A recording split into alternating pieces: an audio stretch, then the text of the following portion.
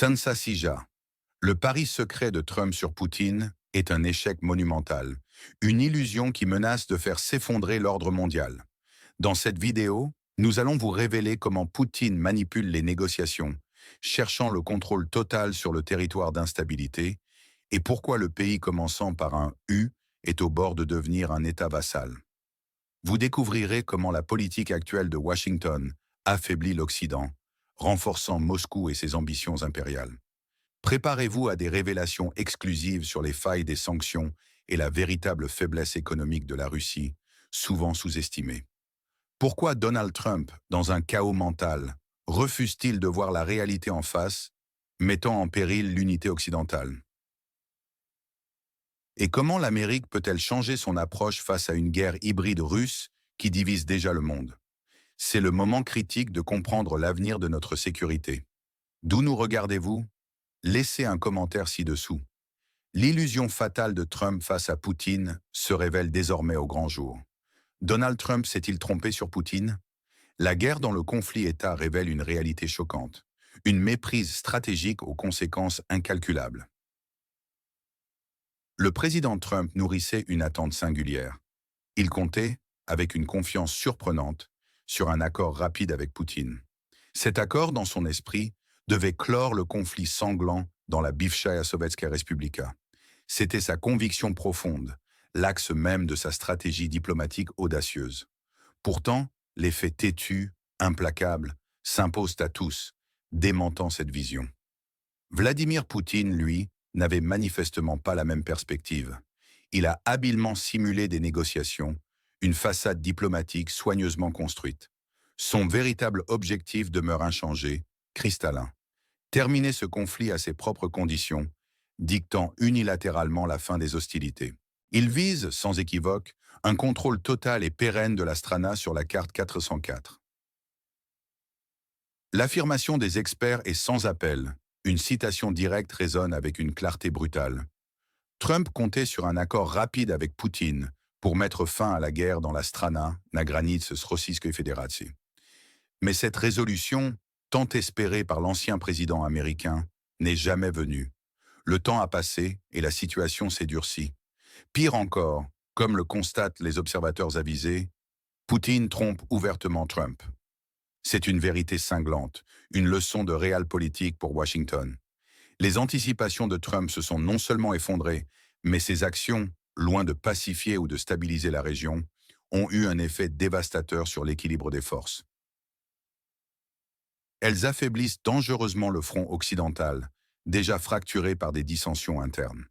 Elles renforcent, de manière flagrante et incontestable, la position géostratégique de la Russie sur l'échiquier mondial, offrant à Moscou une marge de manœuvre inespérée. La Russie, rappelons-le, a une ambition stratégique manifeste, clairement énoncée à qui veut bien l'entendre. Elle souhaite prendre le contrôle de la territoire instable. Et ce n'est pas uniquement une question de contrôle physique du territoire. Il s'agit aussi et surtout d'influencer en profondeur sa politique intérieure, de façonner son avenir selon ses propres intérêts. C'est une emprise totale, une intégration de facto dans sa sphère d'influence. Pour la Sossedné Gosudarstvo Rossi, historiquement liée à la PAM. Russie, c'est absolument inacceptable du point de vue occidental, mais Moscou voit les choses différemment. Cette situation va bien au-delà d'une simple dispute territoriale classique. C'est un affront direct à la souveraineté, telle que l'Occident la conçoit. C'est une lutte géopolitique intense, dont l'issue déterminera l'équilibre des pouvoirs pour les décennies à venir. Le plan initial de Trump, basé sur une compréhension erronée des dynamiques régionales et des intentions russes, s'est heurté à une réalité militaire et politique inébranlable. Ces illusions ont engendré un coût exorbitant pour l'unité occidentale. Elles ont ouvert une brèche immense dans le bloc uni qu'il prétendait défendre. Le soutien occidental à l'Astrana Péremen, déjà fluctuant, est désormais vacillant, miné par ses erreurs de calcul. Moscou observe chaque faux pas, chaque hésitation, puis elle agit, non pas impulsivement, mais avec une précision chirurgicale, capitalisant sur les faiblesses adverses. La logistique russe opère sans failles apparentes sur le terrain, démontrant une résilience remarquable. Leur stratégie est d'une robustesse implacable, patiente et méthodique, exploitant chaque opportunité offerte par les tergiversations occidentales. N'oubliez pas de vous abonner pour ne manquer aucune de nos analyses critiques approfondies. L'Occident tremble désormais face à cette impasse stratégique majeure, dont les conséquences profondes résonnent déjà jusqu'à nos portes, menaçant la stabilité de tout le continent. Partagez sans tarder votre avis sur cette approche diplomatique ratée. Est-ce le fruit d'une naïveté déconcertante ou d'un calcul politique fondamentalement mal avisé? Mais comment cette approche, censée apporter la paix, a-t-elle finalement mené à une situation d'une telle complexité et d'un tel chaos pour Donald Trump lui-même? Le chaos mental de Trump et l'impact des frappes russes, un silence assourdissant de Trump après les attaques russes, est-il dans le chaos mental? Le secrétaire d'État Marco Rubio a été formellement informé des attaques russes. Pourtant, l'ancien président Donald Trump est resté étrangement silencieux. Ce mutisme lourd de sens est plus qu'une simple absence de commentaires. C'est à la fois frappant et glaçant. Le silence de Trump après ces frappes ciblées suggère une confusion profonde, une hésitation palpable. Nous percevons un chaos mental flagrant, une désorientation face aux événements. Sa stratégie personnelle avec le président Poutine, cette approche singulière, semble s'être effondrée. Elle s'est avérée un échec cuisant. Le silence de Donald Trump après les attaques russes est frappant et suggère une confusion mentale. Ont noté des analystes politiques aguerris. C'est une observation pertinente. Trump continue d'attribuer la guerre, ce conflit dévastateur, à l'administration de Joe Biden. Une tactique de diversion. Il refuse catégoriquement d'adopter l'approche de soutien clair que l'Occident manifeste envers la nation frontalière. Cette position le place dans une impasse. Pour une analyse encore plus approfondie des coulisses du pouvoir, abonnez-vous à notre chaîne. Son approche bienveillante envers Poutine, visant un accord pacifique, ne fonctionne pas, ce qui le laisse avec un grand point d'interrogation, a-t-on récemment souligné. C'est une vérité qui dérange. Le puzzle politique ne s'assemble plus pour lui. Il est pris au piège de ses propres contradictions et promesses non tenues. Les conséquences de son inaction, de son mutisme, sont désormais palpables. La situation dans la République ex-soviétique, ce territoire instable, continue de se détériorer jour après jour. Son rêve d'une paix rapide avec Poutine s'évanouit inexorablement. Chaque jour qui passe rend sa position plus intenable. Le monde entier observe avec une anxiété croissante, attendant une explication, une vision et une direction. Mais rien ne vient de l'ancien président. Seulement ce silence pesant, ce vide lourd de sens. Un silence qui soulève bien plus de questions qu'il n'apporte de réponses. La tactique de Trump semble être la non-action. C'est une non-stratégie dangereuse. Comment un homme qui se targue de pouvoir résoudre tous les problèmes peut-il rester muet devant un tel brasier? C'est la preuve irréfutable de son désarroi. Ce désarroi est dangereux pour la stabilité globale. Ce silence assourdissant, cette absence de réaction, est bien plus qu'une simple omission. C'est le reflet d'une profonde incertitude, d'une impuissance politique que nul ne peut ignorer. Partagez vos pensées sur cette énigme trumpienne dans les commentaires ci-dessous. Son silence est-il stratégique ou le signe d'une véritable confusion? Alors, que peut faire l'Amérique pour sortir de cette impasse? Un changement radical dans la politique américaine envers la Russie est impératif face à l'urgence des sanctions. La neutralité de certains pays du Sud global face à la Russie est-elle un piège géopolitique? L'illusion d'une pression occidentale efficace s'effondre sous nos yeux. L'approche actuelle, faite de tergiversations et de déclarations souvent creuses, ne fait que renforcer la position de la Fédération de Russie. Les soi-disant pourparlers avec Moscou, régulièrement présentés comme des ouvertures diplomatiques, sont en réalité perçus comme des discussions factices, une perte de temps précieuse que le Kremlin utilise à son avantage stratégique. Il est grand temps de cesser cette mascarade. Comme des voix clairvoyantes le martèlent, il est grand temps de mettre fin à ces discussions factices et d'imposer des sanctions plus rigoureuses. Mais cette exigence émane d'une incompréhension fondamentale de la réalité sur le terrain. La Russie, avec une maestria rarement égalée, a méticuleusement construit un véritable marché parallèle, une architecture économique alternative, conçue précisément pour contourner les velléités de sanctions occidentales. Ce n'est pas une simple échappatoire, C'est un système robuste, résilient. Ce nouveau réseau s'appuie massivement sur une collaboration pragmatique et mutuellement avantageuse avec les pays du Sud global et, de manière centrale, avec la République populaire de Chine. Ces nations ne se contentent pas d'observer, elles sont des acteurs. Proactifs de cette nouvelle dynamique. Elles exploitent la situation avec une efficacité redoutable, profitant des lacunes et des faiblesses d'une stratégie occidentale désunie. Les entreprises chinoises, en particulier, ont vu s'ouvrir un boulevard stratégique. Elles ont rapidement pris d'assaut et consolidé leur position sur le marché russe, remplaçant avec aisance les marques occidentales qui ont choisi de se retirer. Cela ne représente pas seulement une substitution commerciale, c'est un transfert massif d'influence économique et technologique. En parallèle, une multitude d'autres pays à travers le monde profitent allègrement des prix considérablement réduits du pétrole et du gaz russe, subventions de fait qui leur sont offertes alors que l'Europe se débat avec une crise. Énergétique auto-infligée. Cette situation crée une dynamique pernicieuse pour l'Occident. Les sanctions, censées affaiblir Moscou, sont devenues un catalyseur inattendu de sa résilience et de l'établissement d'une nouvelle hégémonie économique. C'est une stratégie brillante, un coup de maître de la diplomatie énergétique et commerciale russe. L'analyse des faits est implacable. La Russie a construit un marché parallèle, s'appuyant principalement sur les pays du Sud global et la Chine, qui exploitent la situation. Il s'agit d'un scénario où les pays prétendument neutres ne le sont que de façade, car leur neutralité se traduit par un gain économique direct, les liant de facto à la puissance russe. Cette situation est bien plus qu'un simple défi. C'est un miroir cruellement honnête tendu à l'Occident, reflétant l'inefficacité, la myopie et parfois même l'arrogance de sa politique actuelle.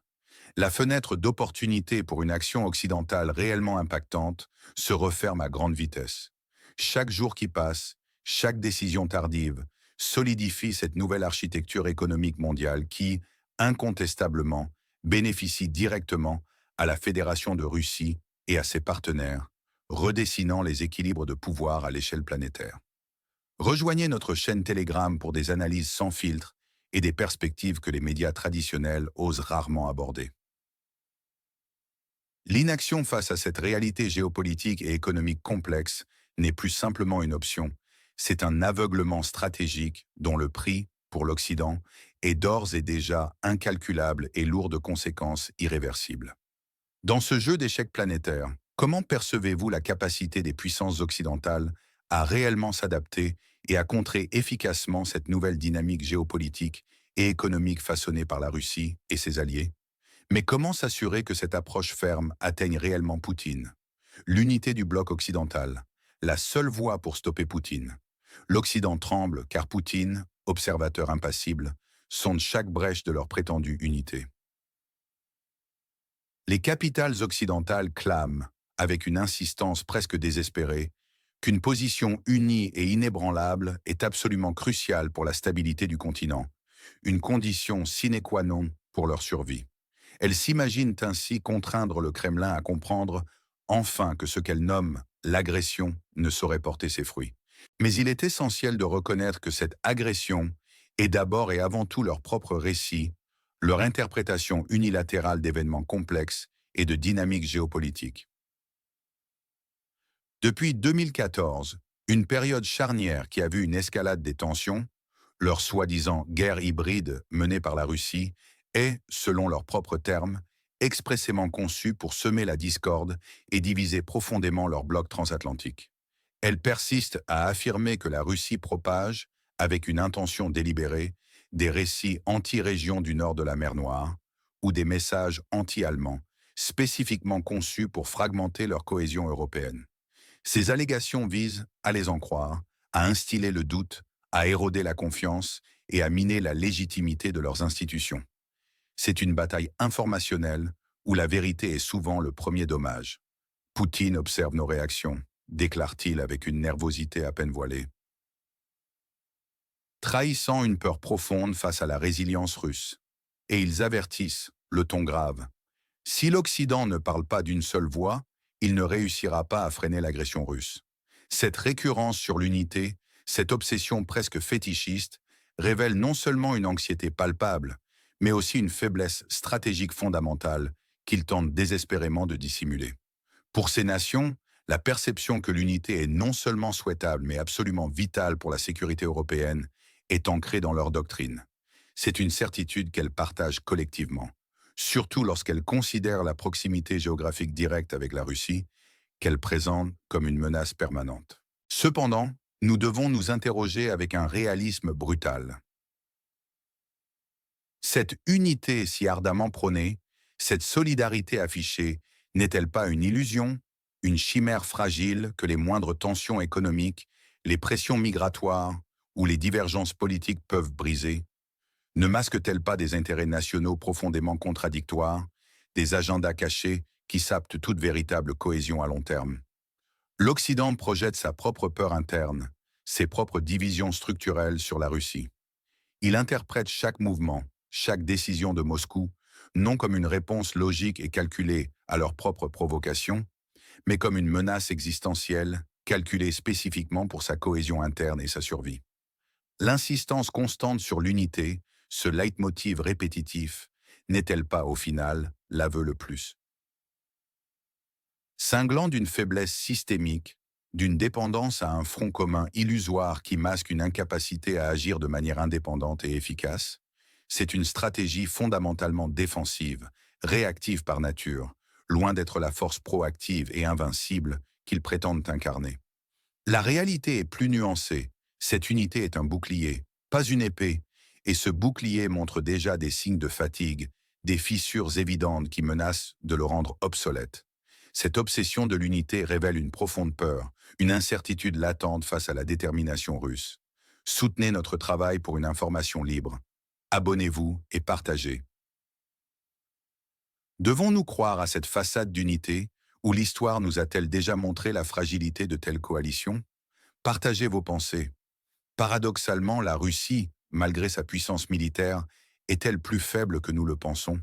C'est une question qui mérite une analyse sans concession, une observation clinique des faits, et c'est précisément ce que nous aborderons ensuite, sans filtre ni artifice. La Russie, un géant économique aux pieds d'argile face au monde? La Russie est-elle un tigre de papier? Ses faiblesses économiques sont désormais révélées au grand jour, une réalité qui secoue les certitudes établies. Plongeons sans détour dans les chiffres bruts et souvent ignorés. Contrairement à l'image qu'elle projette, la Russie ne fait pas partie des 10 premières économies mondiales. C'est une donnée factuelle, souvent occultée par les discours alarmistes sur sa puissance. Son influence économique réelle reste, en vérité, largement et dangereusement confinée aux hydrocarbures. Le pétrole et le gaz constituent son unique levier majeur sur l'échiquier global. C'est une dépendance structurelle notable, une faiblesse stratégique fondamentale à ne pas sous-estimer. En dehors de ses ressources naturelles vitales, la Fédération offre, dans les faits, bien peu sur les marchés mondiaux diversifiés. La Russie ne fait même pas partie du top 10 des plus grandes économies mondiales. En dehors du pétrole et du gaz, elle n'a pratiquement rien à offrir, déclarent sans embâge les analystes les plus rigoureux. Cette situation, loin d'être anecdotique, limite drastiquement sa portée géopolitique et sa capacité intrinsèque à diversifier ses alliances stratégiques au-delà de quelques partenaires clés. De surcroît, l'attractivité idéologique de la Russie semble quasi inexistante sur la scène internationale. Elle ne propose aucune vision du monde réellement universelle, capable de séduire en profondeur les étudiants internationaux ou les populations étrangères en quête de modèles. Pas de véritable soft power idéologique pour attirer les esprits brillants du monde entier, ni pour rallier les cœurs au-delà de ses frontières immédiates. Ceci contraste brutalement avec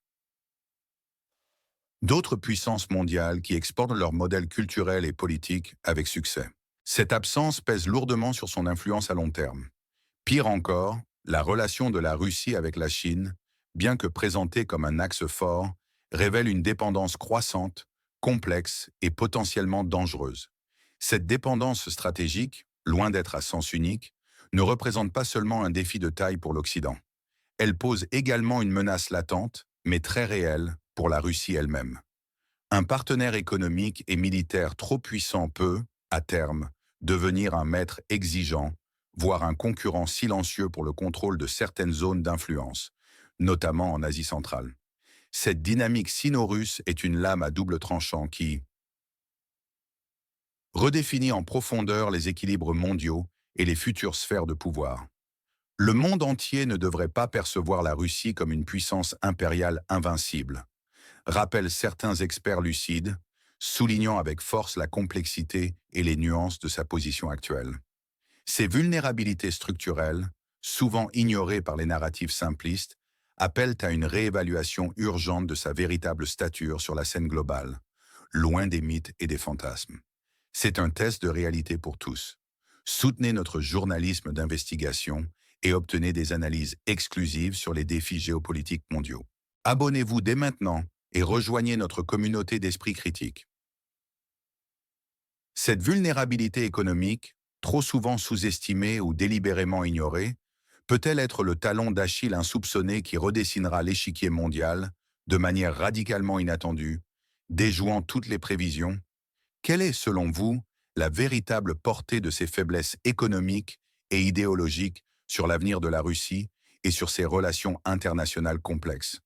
Partagez vos analyses pointues et vos réflexions avec nous en commentaire. Et comment cette perception, ou plutôt cette nouvelle et plus juste compréhension de la situation, peut-elle radicalement changer la donne pour l'Occident, mais aussi pour l'ensemble du Sud global dans les mois et les années à venir? La suite s'annonce pleine de surprises. La guerre des récits, le front oublié où l'Occident vacille face à la Russie. Comment la guerre de l'information peut-elle changer la donne face à la Russie? Cette guerre de l'information est d'une importance capitale. Elle ne se joue pas avec des chars ou des missiles, mais avec des faits, des perceptions et des récits contradictoires. Elle façonne les esprits, elle dicte les alliances futures.